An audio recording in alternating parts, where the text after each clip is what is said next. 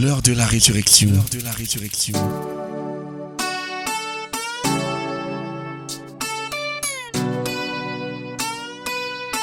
L'heure de la résurrection. L'heure de la résurrection.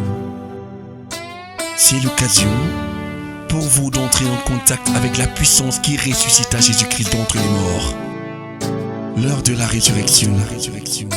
Une parole de foi pour la transformation de votre situation et la victoire sur vos ennemis. L'heure de la résurrection. Pour vous servir, le révérend pasteur Asimba Roger de la congrégation baptiste camerounaise Paroisse Rema Center. L'heure de la résurrection. L'heure de la résurrection. L'heure de la résurrection.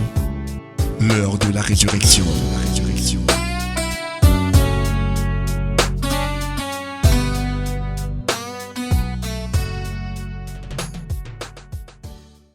Daniel, le chapitre 2, le verset 34 à 44. Tu regardais lorsqu'une pierre se détacha sans le secours d'aucune main. Elle frappa les pieds de fer et d'argile et la statue.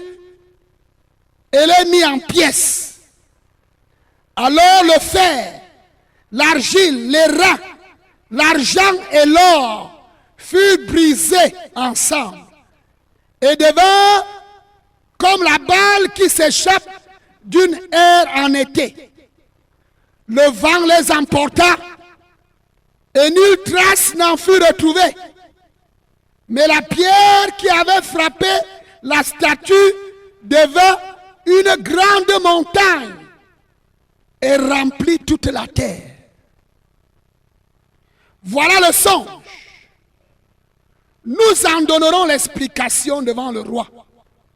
Ô roi, tu es le roi des rois, car le Dieu des cieux t'a donné l'empire, la puissance, la force et la gloire. Il a remis entre tes mains, en quelques lieux qu'il habite, les enfants des hommes, les bêtes des champs et les oiseaux du ciel. Et il t'a fait dominer sur eux tous. C'est toi qui es la tête d'or. Après toi, il s'élèvera un autre royaume moindre que le tien. Puis un troisième royaume qui sera des reins et qui dominera sur toute la terre. Il y aura un quatrième royaume, fort comme du fer. De même que le fer brise et rompt tout, il brisera et rompra tout, comme le fer qui met tout en pièces. Et comme tu as vu les pieds et les orteils en partie d'argile, de potier et en partie de fer, ce royaume sera divisé. Mais il y aura en lui quelque chose de la force du fer, parce que tu as vu le fer mêlé avec l'argile.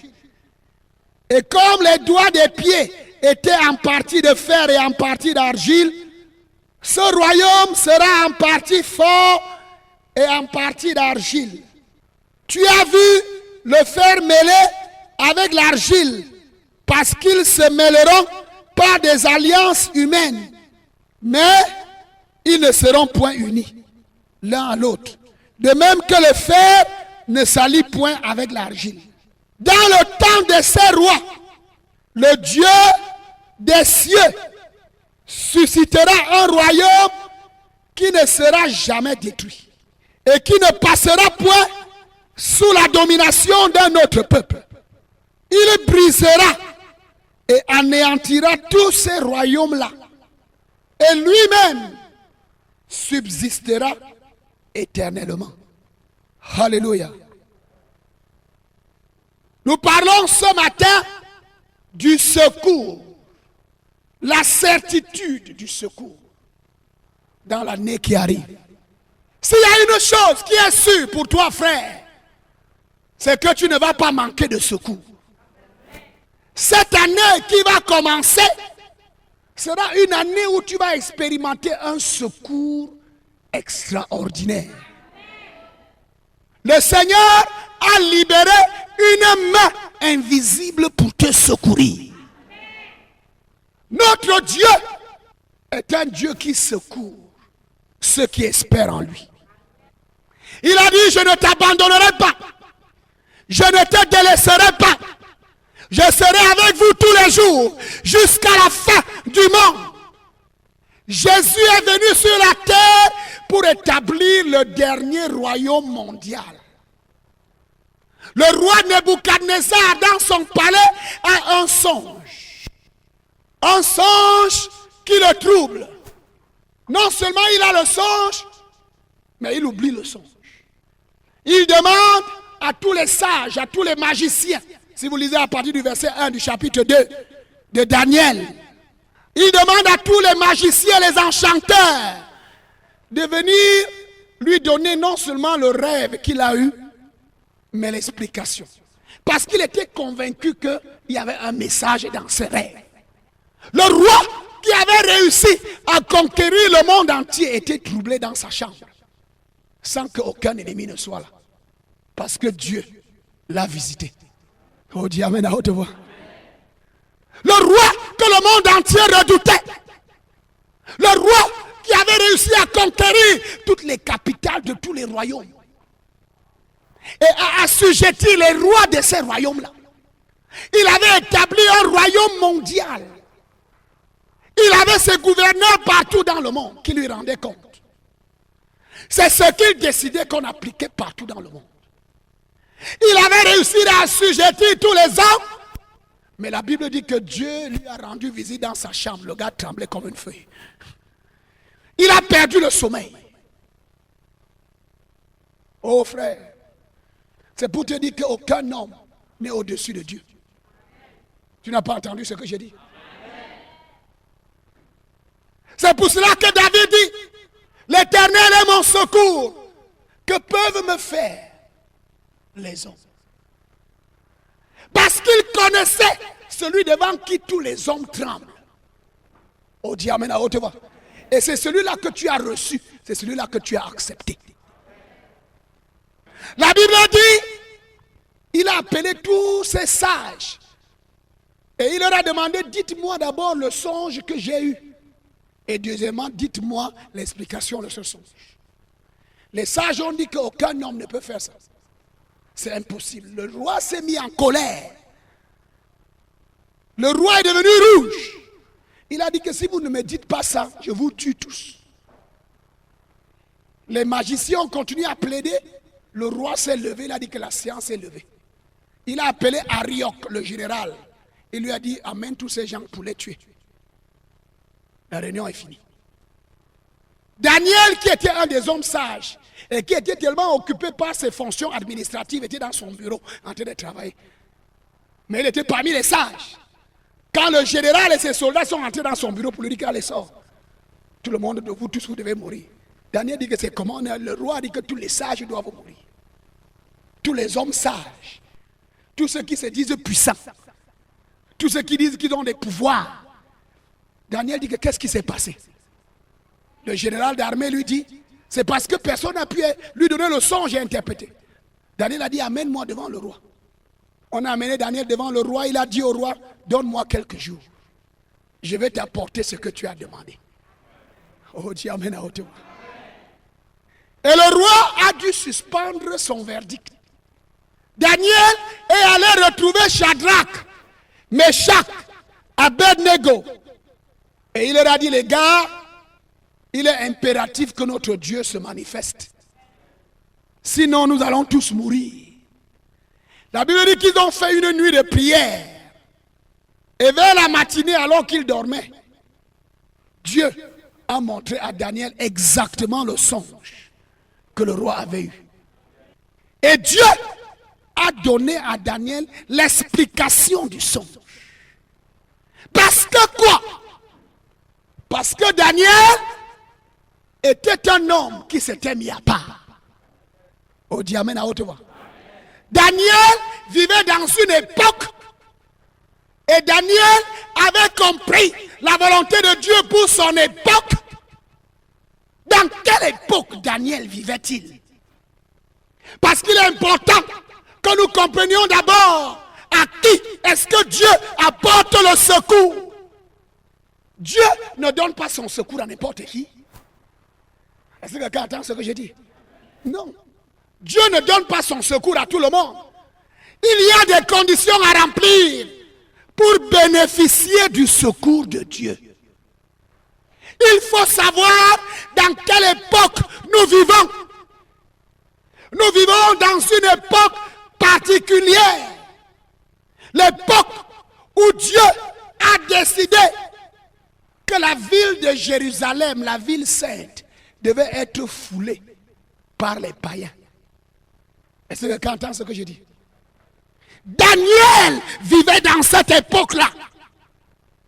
Parce que cette époque-là, l'époque où la ville de Jérusalem est foulée au pied par les païens, c'est-à-dire est sous le contrôle des puissances païennes. Et Dieu a un programme, Dieu a un plan d'action pour cette époque-là. Cette époque-là a commencé avec la chute de Jérusalem. Est-ce que quelqu'un entend ce que je dis? Lorsque la ville de Jérusalem a commencé à être foulée aux pieds par les païens, c'est le roi Nebuchadnezzar qui l'a foulé aux pieds. Il a détruit le temple, il a détruit le palais, il a tué les rois, il a tué les hommes et les femmes, il a détruit la muraille, il a brûlé les portes. Alors a commencé l'époque que Jésus a appelée dans Matthieu chapitre 21, verset 24, le temps des nations. Amen. Dans Luc chapitre 21, le verset 24, la Bible dit, ils tomberont sous le tranchant de l'épée. Ils seront amenés captifs parmi toutes les nations. Et Jérusalem sera foulée aux pieds par les nations jusqu'à ce que les temps des nations soient accomplis. Est-ce que tu as vu ça dans ta Bible? Jésus annonce la deuxième destruction de la ville de Jérusalem. La première destruction a eu lieu du temps du roi Sédécias par le roi Nebuchadnezzar. Il a détruit la ville et un petit reste de juifs a été amené en captivité à Babylone. Alors le temps des nations a commencé. Frère, je veux que tu me suives attentivement. Parce que mieux tu comprends, plus tu seras délivré. Mieux tu comprends, plus tu vas recevoir le secours que tu as besoin. Est-ce que quelqu'un entend ce que je dis? C'est pour ça que Jésus a dit, vous connaîtrez la vérité. Et la vérité vous affranchira. La délivrance ne vient pas en dehors de la connaissance. Il faut comprendre. Quand tu comprends, alors tu peux faire ce qui doit être fait et Dieu va faire ce qu'il a promis faire. Nous vivons dans l'époque que Jésus appelle le temps des nations. Daniel vivait dans l'époque, dans cette même époque-là, le temps des nations. Est-ce que quelqu'un entend ce que je dis? Le temps des nations. Le temps où la ville de Jérusalem, la ville sainte, où le temple de Dieu était construit, où Dieu était descendu pour vivre parmi les hommes. Le temps où cette ville-là est foulée aux pieds par les païens. Est-ce que quelqu'un entend ce que je dis? Pendant ce temps-là, Dieu a un programme. Et il faut comprendre ce programme-là. Oh, dis amen à haute voix. Pendant le temps des nations, Dieu a un programme. Et c'est ce programme qu'il révèle à Nebuchadnezzar, le premier roi qui a commencé à fouler Jérusalem. Par le songe que le roi a, Dieu révèle le programme qu'il a pendant le temps des nations. Daniel était un captif juif à Babylone. Dis amen à haute voix. Daniel était en captivité. Daniel était un captif. Dans la capitale de Jérusalem, Daniel n'était pas un homme libre. C'est un homme qui vivait en captivité, qui avait été amené de chez lui comme esclave et qui devait faire la volonté du roi.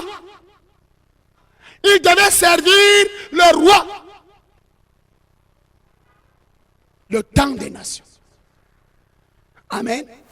Le temps des nations. À qui est-ce que Dieu donne le secours? Lorsque Daniel sort de Babylone, la Bible dit que le roi Nebuchadnezzar choisit des jeunes gens de toutes les familles royales qu'il avait réussi à conquérir de partout dans le monde. Des jeunes gens beaux, talentueux, intellectuels, capables de comprendre la science des Babyloniens. Et il les met dans une formation de 3 ans. Amen. Et à la fin de la formation, ils devront être au service du grand roi Nebuchadnezzar. Et la Bible dit que pendant le temps de la formation, c'est là qu'il nous faut comprendre. Dis amen à haute voix. Le temps des nations avait déjà commencé. Le temps des nations continue jusqu'à aujourd'hui. Parce que jusqu'à aujourd'hui, Jérusalem est foulée aux pieds par les païens. Est-ce que quelqu'un entend ce que je dis? Les Juifs sont en Israël, mais la ville de Jérusalem est divisée en 2. Il y a une partie qui est sous le contrôle des Juifs et une partie qui est sous le contrôle des païens. Est-ce que quelqu'un entend? Donc, jusqu'à aujourd'hui, la ville de Jérusalem est foulée aux pieds par les païens. Comme Daniel, nous vivons à l'époque où la ville est foulée aux pieds, l'époque que Jésus appelle le temps des nations. Est-ce que quelqu'un entend? Mais la bonne nouvelle, c'est que pendant ce temps-là, Dieu est à l'œuvre. Si la ville de Jérusalem est foulée aux pieds par les païens, ça ne veut pas dire que Dieu est paralysé. Dieu est en train de travailler. Mais il faut savoir là où Dieu travaille. Et il faut savoir comment Dieu travaille. C'est ce qu'il révèle à Nebuchadnezzar et à Daniel. Dieu annonce qu'il y aura 4 grands royaumes sous le commandement des hommes. C'est pour ça qu'il y avait une grande statue d'un homme, fort, puissant, imposante. La tête était en or, la poitrine et les bras étaient en argent, le ventre était en bronze. Hein? Le ventre et les reins en bronze, les pieds en fer, amen, les jambes en fer et les pieds étaient un mélange de fer et d'argile. Et lorsque Daniel interprète le songe, il dit que pendant le temps des nations, il y aura 4 grands royaumes qui vont établir leur règne sur le monde entier. Et lorsque vous étudiez l'histoire, ces 4 grands royaumes ont existé. Le premier était le royaume de Babylone. Le deuxième était le royaume des Mèdes et des Perses. Le troisième était le royaume des Grecs, sous la direction d'Alexandre le Grand. Le quatrième était le royaume des Romains. Amen. C'est les 4 grands royaumes qui devaient exercer leur domination sur le monde entier. Et la Bible dit que le royaume des Romains aura les jambes en fer et il va tout détruire, sera puissant. Mais les pieds, à un moment, dis amen, c'est-à-dire à la fin de ce royaume, et nous sommes à la fin de ce royaume-là, il y aura, les pieds seront un mélange d'argile et de fer. Les pieds seront, les orteils seront une partie en fer, une partie en argile. Ça sera la fin de ce royaume-là. Et nous sommes à la... J'aimerais que tu vois que nous sommes à la fin de ce royaume-là. C'est le même royaume. Amen. Personne. C'est le dernier royaume qui a exercé la domination sur le monde entier. Après les Romains, lorsque Napoléon a voulu encore étendre un royaume mondial, il a été arrêté. Amen. Il a été stoppé en Russie. Pendant qu'il allait dans le conquête, les Russes l'ont arrêté. Et il n'a pas pu établir son royaume. Amen. Et la Bible dit que le royaume des Romains va essayer de se reconstituer. C'est ça, les alliances qu'il y a, le pied en argile, les pieds en argile et en fer. Et c'est ça que nous avons, au même endroit où se trouve le royaume, où était le royaume romain, en Europe, il y a aujourd'hui ce qu'on appelle l'Union européenne. C'est-à-dire les nations qui faisaient partie de ce grand royaume-là essaient de revenir ensemble pour former une entité forte. C'est ce que Daniel parle dans la vision. Ils vont essayer de s'unir par des alliances humaines. Mais ces alliances ne pourront pas tenir. Ils seront en partie forts et en partie faibles. Ça, c'est la fin du dernier royaume. Amen. Et nous sommes dans cette époque-là. Mais Daniel, dans sa révélation, dit au roi Nebuchadnezzar qu'à l'époque de ces rois-là, c'est-à-dire les 4 grands royaumes qui vont exercer leur domination sur la terre, à cette époque-là, Dieu, pendant leur règne, Dieu va susciter un royaume.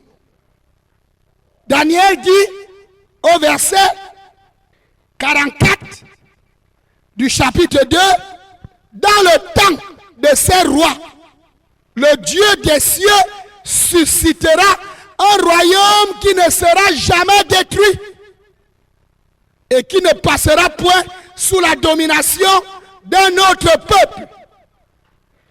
Il brisera et anéantira tous ces royaumes-là et lui-même subsistera éternellement.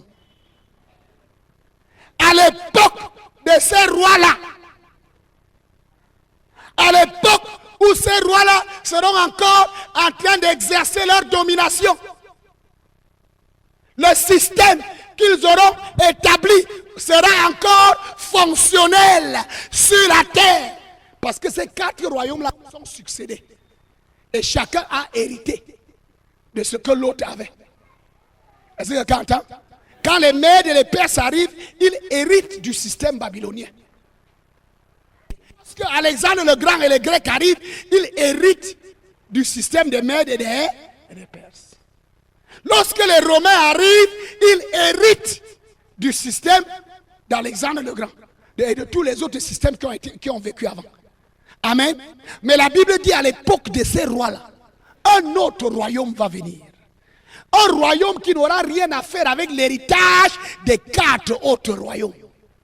Parce que lui, il va détruire ces royaumes-là. Oh, dis amen à haute voix. Ce ne sera pas un royaume qui va sortir des autres. Lui, il va sortir d'ailleurs. Dis amen à haute voix. La Bible dit que le roi Nebuchadnezzar, pendant qu'il contemplait la grande statue, dans son rêve, Daniel lui dit que tu as vu une petite pierre qui s'est détachée sans le secours d'une main. Et cette petite pierre a heurté la grande statue au niveau des orteils. Et a cassé, a détruit toute la grande statue. L'or, l'argent, le bronze, le fer, se sont émiettés. C'est devenu de la poudre. Et un vent a soufflé et a emporté cette poudre. Oh, dis amen à haute voix. Et dans la vision, la pierre qui avait heurté les pieds de la statue a commencé à grossir, jusqu'à devenir une grande montagne. Et elle a rempli toute la terre. Dis amen à haute voix. Dieu secourt les hommes, mais Dieu ne secourt pas n'importe qui. Depuis le temps où Jérusalem était foulée aux pieds, jusqu'à nos jours, Dieu secourt les hommes. Mais il secourt les hommes qui ont quelque chose de particulier. Dis amen à haute voix. Et parmi ces hommes-là se trouvait Daniel. Daniel et ses 4 amis. Ils sont amenés en captivité à Babylone. On change même leur nom. Est-ce que quelqu'un entend ce que je dis? Nebuchadnezzar change leur nom. Ils doivent se faire former pour être au service du roi dans son temple. Le roi change leur... Ce n'est pas pour rien. Le roi leur donne des noms et les connecte à son Dieu. Il change les noms qui les connectaient à leur Dieu, à eux, le Dieu d'Israël. Il leur donne des noms pour les connecter au Dieu de Babylone. Dis amen à haute voix. Il leur donne des noms. Daniel veut dire Dieu, mon juge. Ça, c'est le nom de Daniel. Lorsqu'il sort de Jérusalem, le nom que ses parents lui ont donné, c'était Daniel, Dieu, mon juge. L'Éternel est mon juge. Dis amen à haute voix. Mais lorsque Nebuchadnezzar le prend, Nebuchadnezzar change son nom. Belchazzar, qui veut dire le prince de Bel. Bel, c'était le dieu de Babylone. Amen. Le prince de Bel. Ou alors la faveur du dieu Bel. Que Bel protège sa vie. C'est ça que Belchazzar veut dire. Est-ce que vous m'entendez? Parce que Nebuchadnezzar veut des gens qui vont le servir et qui sont en contact avec son Dieu. Qui sont contrôlés sous le contrôle de son Dieu. Ils changent leur nom pour envoyer un esprit qui devait venir contrôler ces jeunes gens pendant qu'ils seront au service du grand roi. Pas n'importe quel esprit. Un esprit qui sort de son temple. C'est pour ça qu'ils changent leur nom. Amen. Shadrach était le nom de Babylone. Le nom qu'on lui a donné chez ses parents, c'était Anania. Dieu a été miséricordieux. Amen. Mais ils lui ont donné le nom de Shadrach, qui veut dire le grand scribe. Michaël, c'était l'autre juif. Michaël est le nom qu'on lui a donné à Jérusalem. Qui est-ce que Dieu est? C'est ça, Michaël. On lui a donné le nom de Meshach. Meshach veut dire invite le roi. Azaria était l'autre. L'Éternel a secouru. Et on lui a donné le nom d'Abed-Nego, serviteur de Nego ou de Nebo. Est-ce que vous entendez? Il a changé leur nom pour pouvoir les connecter à Dieu, afin qu'ils apprennent d'abord à servir ces dieux avant de le servir. Suivez-moi attentivement. Nebuchadnezzar veut que Daniel et ses 3 compagnons commencent d'abord à servir ces dieux avant de le servir. Il veut se rassurer qu'ils sont d'abord soumis à ces dieux avant de le servir. Est-ce que quelqu'un entend ce que je dis là? C'est pour cela qu'on m'a dit que tu deviens d'abord homosexuel. Tu deviens d'abord lesbienne. Tu fais d'abord telle ou telle pratique. Parce qu'on veut que l'esprit de leur Dieu entre d'abord en toi. Quand l'esprit de leur Dieu est en toi, alors maintenant ils peuvent te contrôler. Tu ne peux plus lever la tête. Tu ne peux plus te rébeller. Tu ne peux plus refuser d'obéir aux ordres. Est-ce que quelqu'un entend ce que je dis là? C'est le même principe. Quand tu veux contrôler quelqu'un, tu prends un esprit que toi, tu maîtrises. Tu mets en lui. Et lui, il va obéir à cet esprit-là. Et toi, tu vas le contrôler. C'est ça que le roi Nebuchadnezzar, c'est ce principe qu'il met en place. Et pendant 3 ans, pour que les démons-là entrent bien en eux, ils étaient formés et ils devaient manger la nourriture du roi. Et le vin, et boire le vin du roi. Parce que la nourriture sur la table du roi était d'abord consacrée à ses dieux. On faisait des invocations sur ça. Et les esprits de ces dieux entraient dans cette nourriture. Et lorsque les jeunes gens qui se faisaient former commençaient à manger cette nourriture, ces esprits-là entraient en eux. Est-ce que quelqu'un entend ce que je dis là? Alors quand tu te mets au service du roi, tu ne peux plus te rebeller. C'était une manière de pouvoir établir une domination mondiale à perpétuité. Il a pris les princes des royaumes, parce que c'est eux qui sont susceptibles de se rebeller, pour rentrer faire vivre leur royauté. Amen. Mais quand il est soumis par ses esprits, il sait qu'ils ne peuvent plus se détacher de lui. Par conséquent, il va les dominer de génération en génération. Nebuchadnezzar avait un souci. Il voulait établir un royaume éternel sur toute la terre. Sa vision était que son royaume reste éternel. Est-ce que quelqu'un entend ce que je dis? Sa vision était que comme il a réussi à conquérir le monde entier, que son royaume reste éternellement puissant. Que le monde entier reste éternellement soumis à Babylone. C'était ça, sa vision. C'est ça qu'il a mis en place. C'est pour ça qu'il a pris tous les jeunes gens de toutes les familles royales de la terre. Et il les a soumis à cette pratique. Il a changé leur nom et il a commencé à leur donner la nourriture qui vient du temple de son Dieu. Pour les envoûter et pour les contrôler éternellement. Nous sommes en train de parler de à qui Dieu va donner le secours. Dieu donne le secours à celui qui se met à part pour lui. Daniel était un enfant sage. Il a compris ce que Nebuchadnezzar, le grand roi, était en train de faire. Oh Dieu, amène à haute voix. Le verset 8 de Daniel chapitre 1.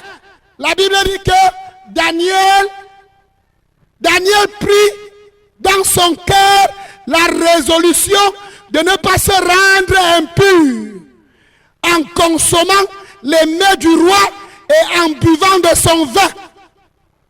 Il supplia le chef du personnel de ne pas l'obliger à se rendre impur. Dis amen à haute voix. Daniel avait compris qu'on voulait le souiller. Oh, dis amen à haute voix. Dans cette époque, dans cette période du temps des nations, Dieu donne le secours à tous ceux qui ont décidé de se séparer. Dis amen à haute voix. Tous ceux qui ont résolu de ne pas se souiller. Tu as pris le temps de te séparer. Comme Daniel. Oh, dis amen à haute voix. Daniel avait fait la même prière. Il a dit, je me sépare de Belteshazzar. Le nom qu'on lui a donné. On l'a attaché à Bel. Lui, il a dit que je me sépare de Bel. Je divorce avec Bel. Il avait compris que le nom qu'on lui avait donné le mettait sous la domination d'un esprit impur. Et lui voulait être sous l'autorité du Dieu vivant. Azaria a dit, je me sépare de Abednego. Je me sépare de tous ces dieux babyloniens auxquels on veut m'attacher. Je reste attaché à l'Éternel, mon Dieu. Dieu est mon juge. L'Éternel est mon juge. Oh, dis amen à haute voix. C'est lui que je vais servir. C'est lui que je vais adorer. C'est sa volonté que je vais faire. Mon cher ami, dans cette période du temps des nations, le secours de Dieu est disponible. Il faut être parmi ceux qui se sont séparés. Il faut être parmi ceux qui ont résolu de ne pas se souiller. Ceux qui ne font pas ce que tout le monde fait. Daniel a dit, donnez-moi les légumes et l'eau. Le chef du personnel lui a dit que, et si Nebuchadnezzar vient examiner, il trouve que toi tu as maigri, il va se fâcher contre moi, il peut même me tuer. Tu connais le gars là? Quand le gars là prend une décision, personne ne peut changer. Hein? Tu veux mettre ma tête en jeu? Il a dit non, teste-nous pendant 10 jours. Amen. Pendant 10 jours, donne-nous les légumes et de l'eau. Et après les 10 jours, regarde-nous et regarde les autres.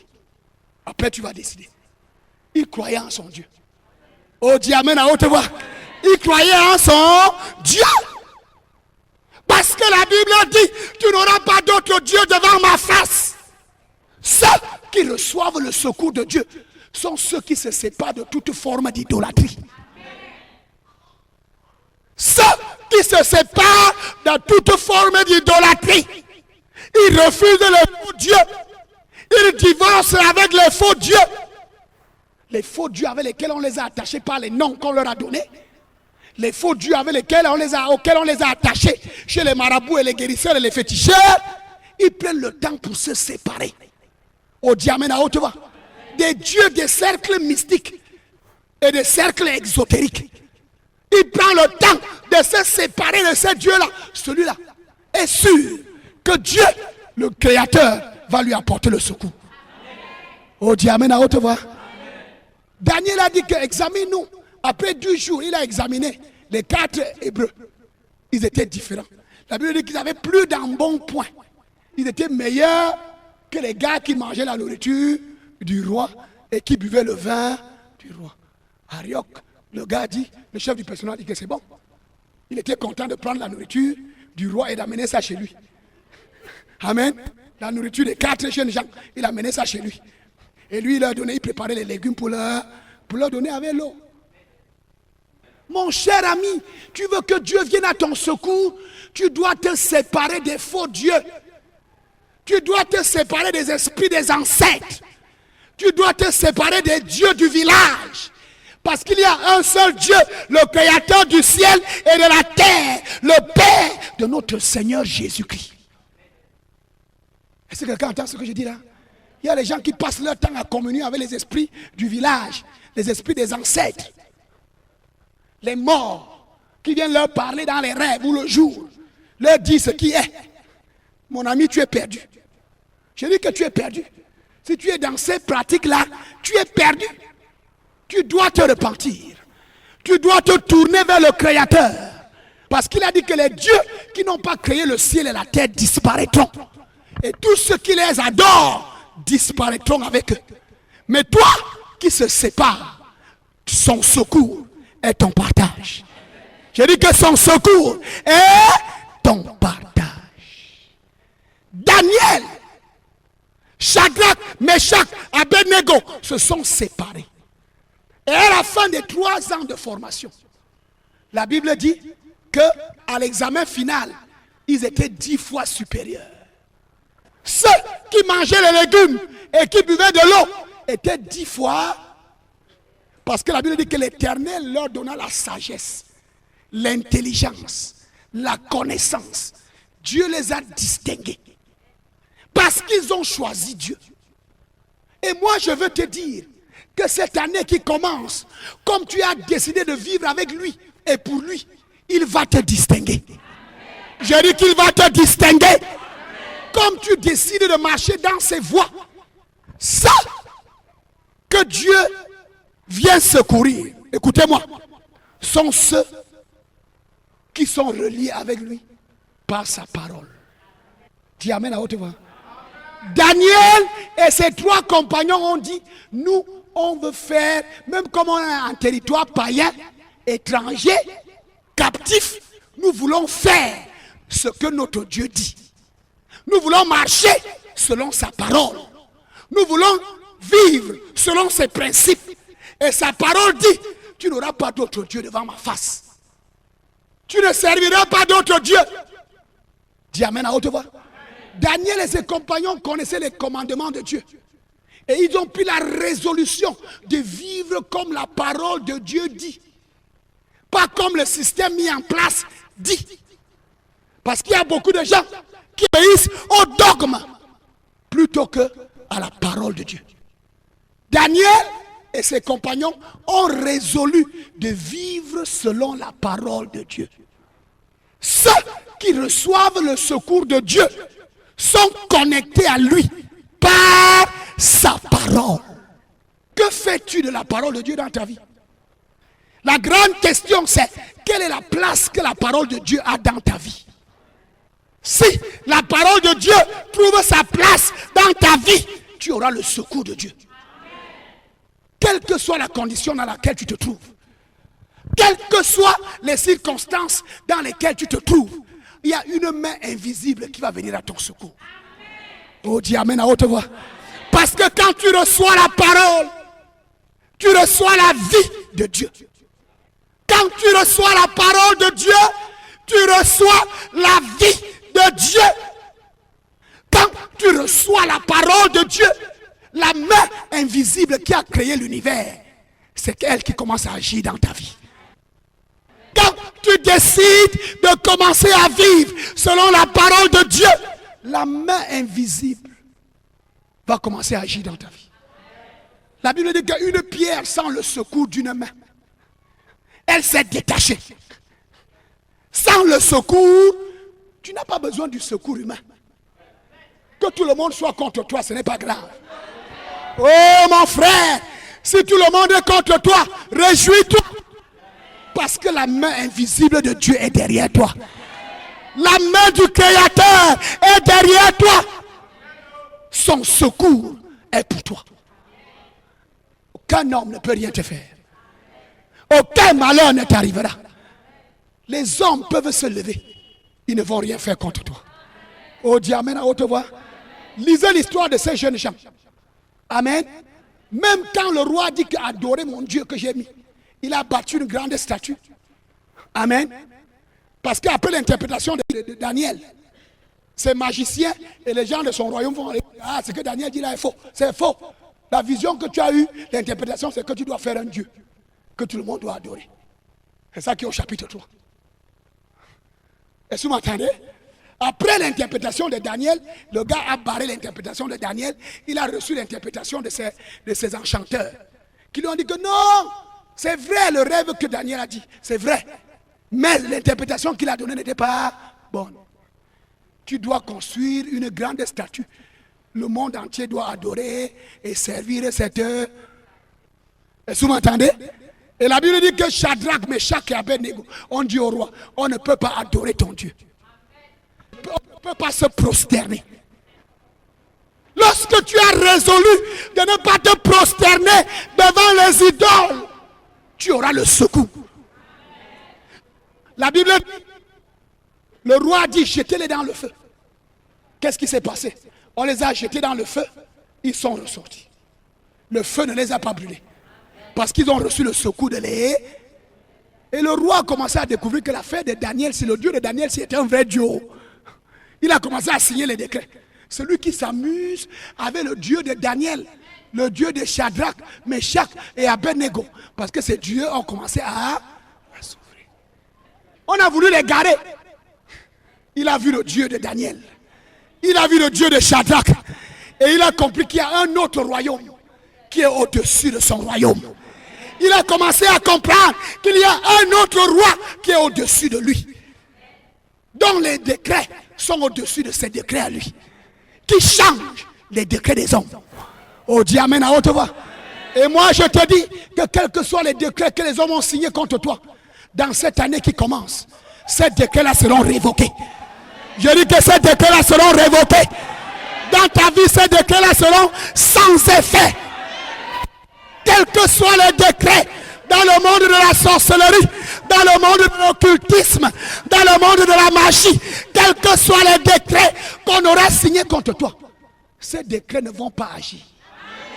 Parce qu'il y a un Dieu qui a des décrets plus forts. Tu n'as pas entendu ça? C'est le Dieu en qui tu as cru. C'est le Dieu que tu as reçu. C'est le Dieu à qui tu as donné ta vie. C'est lui qui a le dernier mot. Le créateur du ciel et de la terre. Nebuchadnezzar, le grand roi, a commencé à découvrir qu'il y a un autre roi qui soutient ceux qui espèrent en lui, qui soutient ceux qui croient en lui, qui soutient ceux qui le servent. Pendant le temps de Darius, la Bible dit que les satrapes et les gouverneurs ont décidé de jeter Daniel dans la fosse aux lions.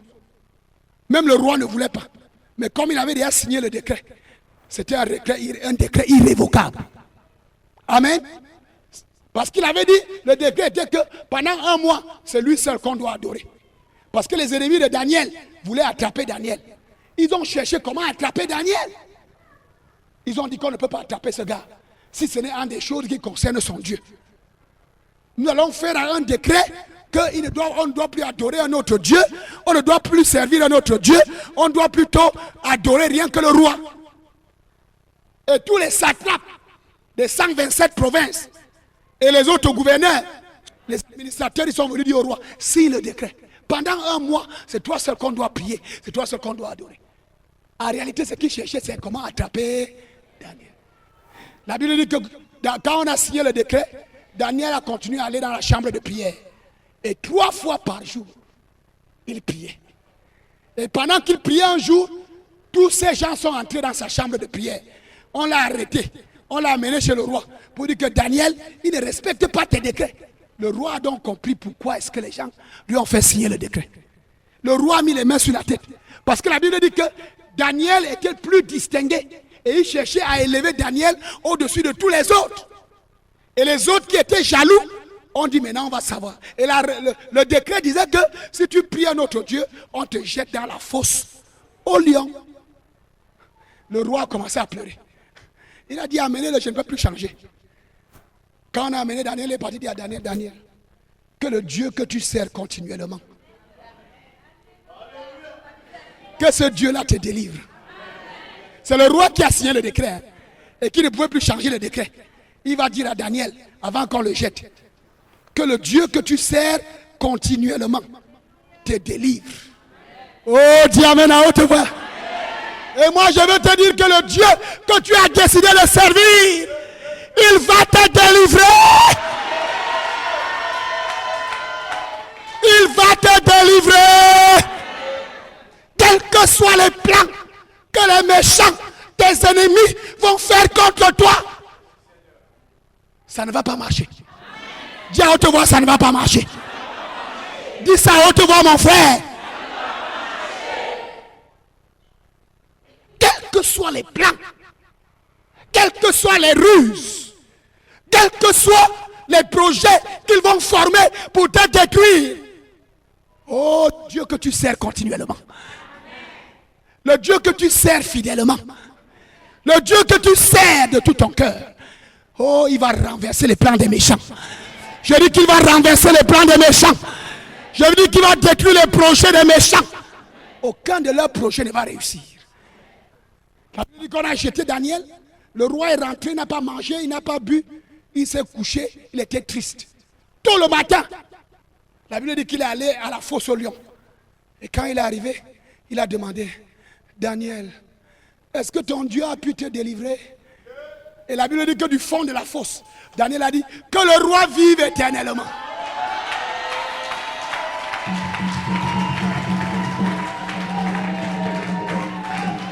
Que le roi vive comment? Éternellement. Le Dieu que je sers a envoyé son ange. Et il a fermé la gueule des lions. Il y a un ange qui va fermer toutes les gueules de lions pour toi. Toutes les gueules de lions qui vont s'ouvrir pour te dévorer en cette année qui va commencer. Je t'annonce qu'il y a un ange avec toi qui va fermer leur gueule. Lève ta main, crie alléluia. Il y a un serviteur invisible. Derrière toi, il y a une main invisible. Je suis en train de t'annoncer ce matin que dans cette année qui va commencer, toi qui as résolu de servir Dieu, de faire la volonté de Dieu, il y a une main invisible. Il y a une main comment? Qui va venir à ton secours. Que ce soit le jour, que ce soit la nuit. Est-ce que quelqu'un entend ce que je dis? Que l'attaque soit une attaque physique ou une attaque mystique, il va intervenir. Dis à haute voix, il va intervenir. Dis à haute voix, il va intervenir. Une main invisible. Parce que l'année qui arrive, c'est l'année du secours. Tu ne vas pas manquer de secours. Ne t'inquiète pas s'il n'y a personne à côté de toi. Il y a le grand Dieu qui est à côté de toi.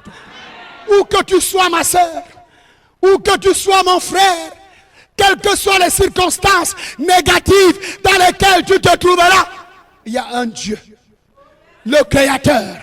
Sa main invisible sera derrière toi. Il va intervenir pour toi. Il va parler là où tu n'as personne qui peut parler pour toi. Là où tu ne peux pas entrer, il va entrer. Là où il n'y a personne pour parler pour toi, il va parler pour toi. Crie alléluia. Tu as un secours. Mardoché était un jeune homme qui est né et qui a grandi pendant que Daniel faisait ses exploits avec l'Éternel. Et lui aussi en captivité, il a décidé de marcher comme Dieu veut. Il est né en captivité. Il entendait tout ce que Dieu faisait avec Daniel et les 3 Juifs à la tête du royaume. Lui aussi, au fond du sous-quartier, il a décidé qu'il va marcher avec Dieu. Et il a servi Dieu de tout son cœur. Il a élevé la jeune Esther. Esther est devenue la reine à côté du roi. Mardochée est resté humble. Il a même sauvé la vie du roi. Il est resté comment? Quand Aman le sorcier s'est levé et que tout le monde devait se prosterner devant Aman pour l'adorer littéralement, Mardochée a dit que moi je suis un juif. Et mon Dieu me dit que tu ne vas adorer aucune autre personne ou aucun autre Dieu, sauf lui seul. Aman s'est fâché. On a rapporté Aman. Aman a décidé qu'il va tuer Mardochée. Il a dit que tuer Mardochée, c'est peu. Il est juif.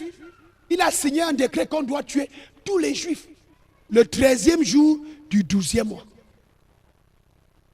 Qu'on doit tuer tous les juifs pour se venger de ce que Mardochée a refusé de se... Mardochée est resté connecté à son Dieu par la parole. Mardochée savait dans quelle époque il vivait. Dans la même époque que Daniel, où Jérusalem est foulée par les païens et où Dieu a décidé qu'il va soutenir ceux qui se connectent à lui par le moyen de la parole. Il est resté fidèle à Dieu. Amen. Jusqu'à ce que le Seigneur est descendu.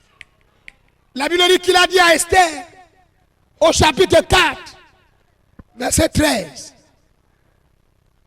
Il a dit à Esther, va voir le roi. Va lui dire que tu es juif. Et que Aman a décidé de tuer tous les juifs. Esther a trouvé des excuses. Elle a dit que je ne peux pas faire ça. Je ne peux pas aller voir le roi. Et quand on est venu dire à Mardochée ce que Esther a dit, écoutez ce que Mardochée dit. Verset 13. Ne t'imagine pas que tant dans le palais impérial, tu seras épargné à la différence de tous les autres juifs. Bien au contraire. Car si tu persistes à garder le silence dans les circonstances présentes, le secours et la délivrance viendront d'ailleurs pour les Juifs.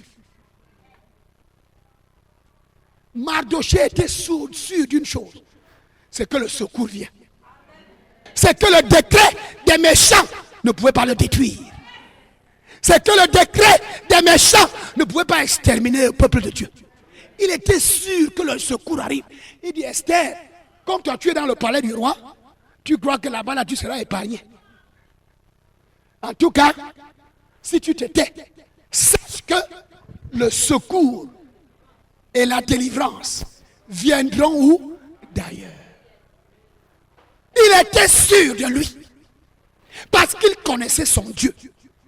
Le livre de Daniel, le chapitre 11, verset 32 dit, ceux du peuple, en cette époque-là, qui connaîtront leur Dieu, ils seront forts et ils feront des exploits.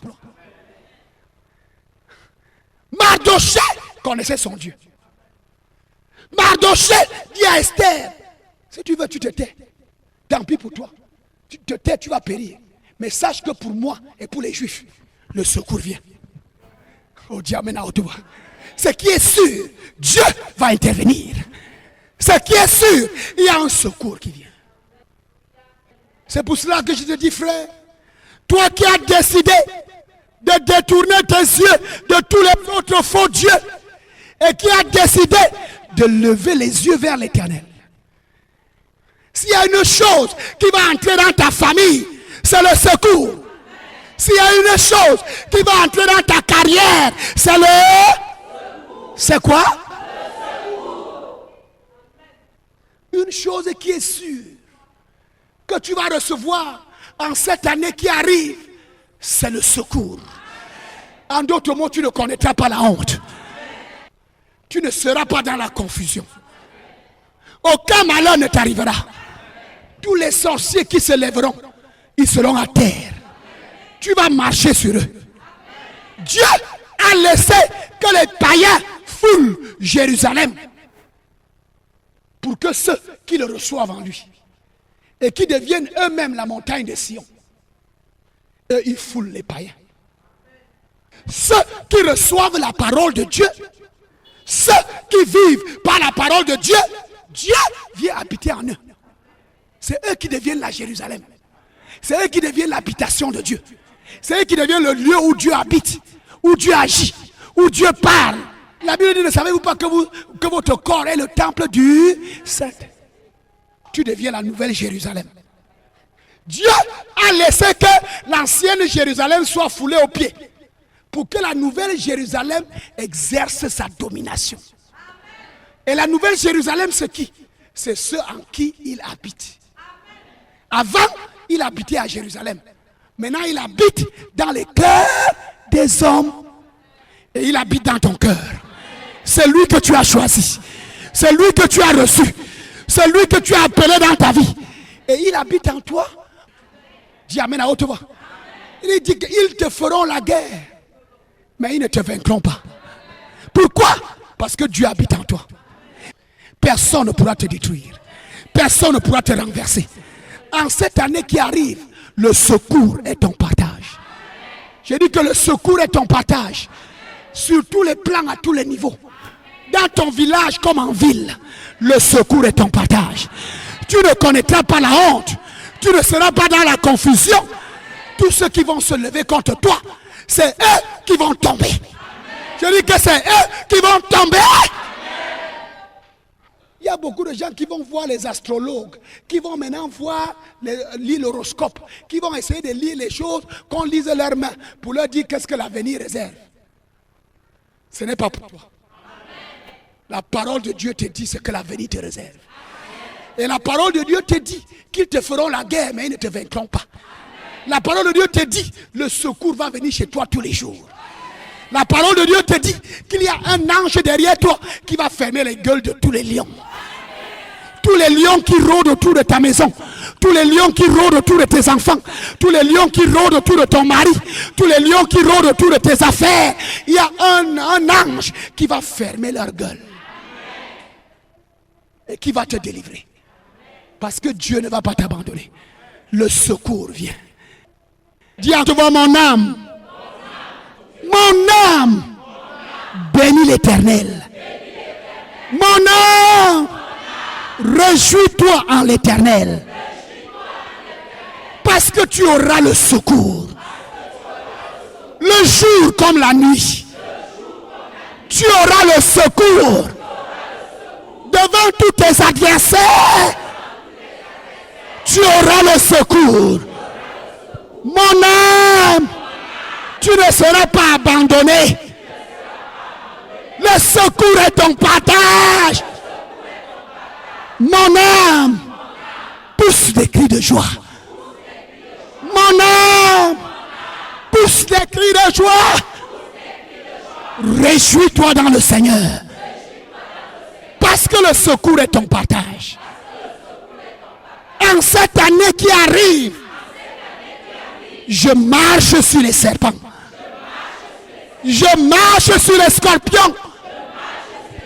Je marche sur toute la puissance de tous mes ennemis. Au nom de Jésus-Christ.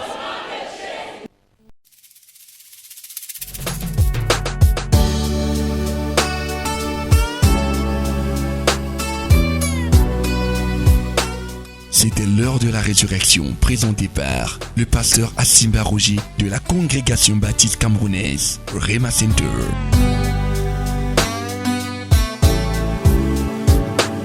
Rema Center Ebolova, situé au quartier Mekalat, derrière la délégation régionale de l'élevage du Sud. Vous avez écouté ce message et vous désirez nous contacter pour d'éventuelles prières et conseils.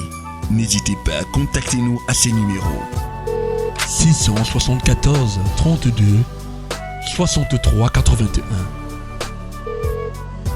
671 07 14 68. L'heure de la résurrection.